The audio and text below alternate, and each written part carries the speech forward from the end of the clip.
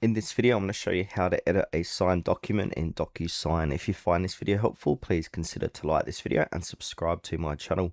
In saying that, let's just jump straight into the video. Okay, so before we start, once a document has been fully signed in DocuSign, you cannot edit the signed document itself. This is because the completed document is protected to preserve the integrity of the signatures and the audit trail. Now, if you do need to make changes, though, you still have a chance if you haven't sent that. So what we can do is come on over to DocuSign, sign into your account, and then click onto agreements. Now, if there are any half completed documents inside of here that you need to go ahead and edit, we can do that.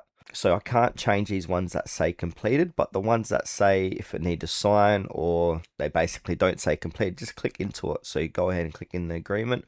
We can go ahead and click into the document itself. And then from here, if there is a signature inside of here, we can edit it. So I can go ahead and click on the sign button here inside of here. And now I do have my signatures here. If I do need to edit a signature, I can go ahead and delete the signature. And from here, I can go ahead and put in a signature, or I can change my signature. Now, in order to change your signature, we need to come back to the main page. So click on your user profile and then click on manage profile. Now inside of here, we can come on over to the left and click onto signatures.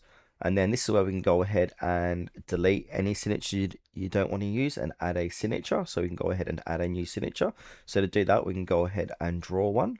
So it's got draw. We can go ahead and draw a new one, click on create, and we can use that as our new signature inside of that document where we'd like to edit it.